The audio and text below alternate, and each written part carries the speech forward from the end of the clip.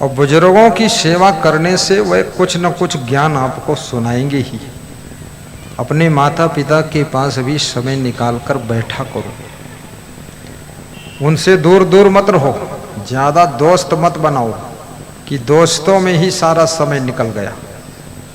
माता पिता के पास बैठने का समय ही नहीं। ज्यादा पड़ोसी स्त्रियों को मत बुलाओ, नहीं उन्हीं के साथ प्रपंच की बातें करने में समय निकल जाएगा। अपनी बूढ़ी सासू के पास बैठने का समय ही नहीं बचा।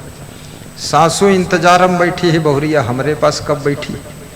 और बहुरिया की इतनी दोस्ती है मोहल्ले भर में, 50 बहुरिया इकट्ठी हैं, खूब चकई के चकधुम मकई के लावा तिकड़े तिकड़म बन रहा है।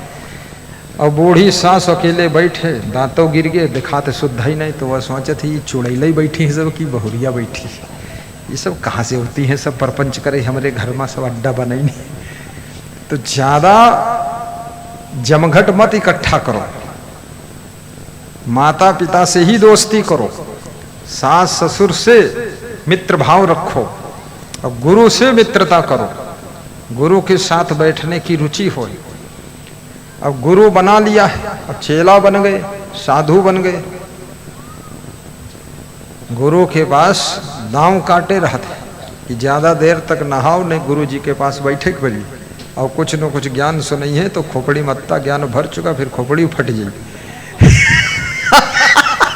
तो चेला दांव काटे, वो स्नान के घाट पर बैठ कपड़ा पीटत रह दिन भर। जब 12 बजे तब होश निकल गावा है, सोचे जब भोजन कर लो तब तो गुरुदेव आराम करे हैं, तो कम से कम पास में बैठे न पड़ी। बड़ा चालाक है।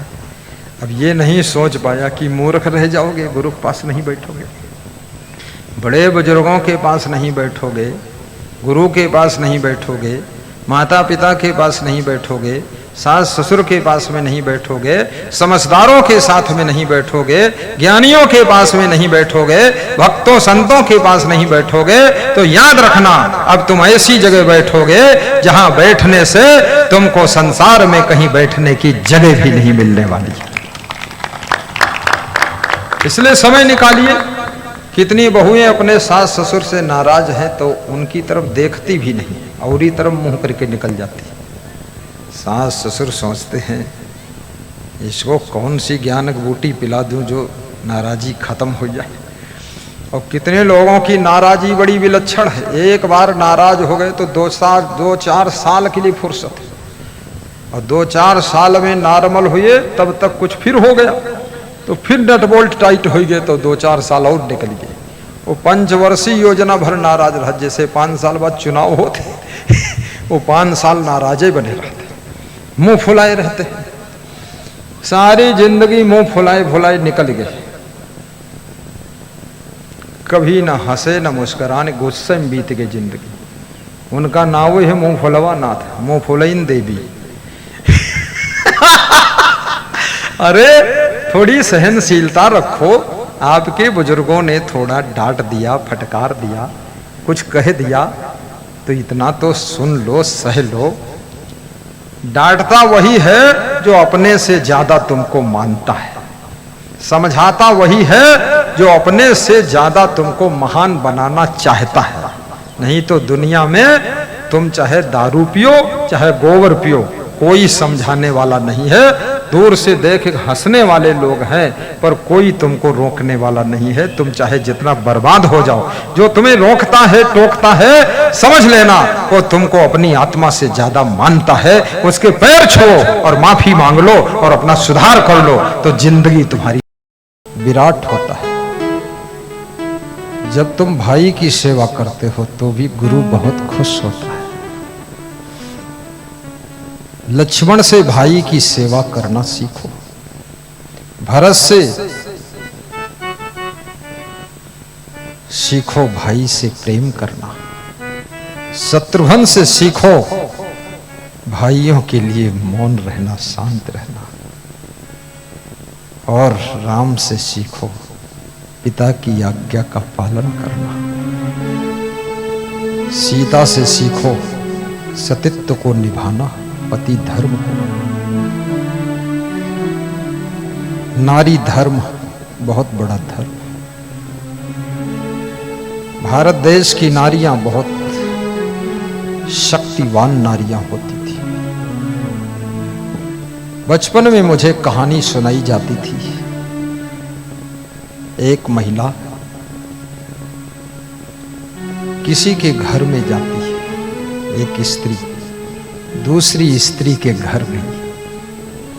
वो स्त्री धान कूट रही थी, जिसके घर गई थी घर वाली धान कूट रही। उसी समय उसका पति आया बाहर से और मांगा पानी लाइए।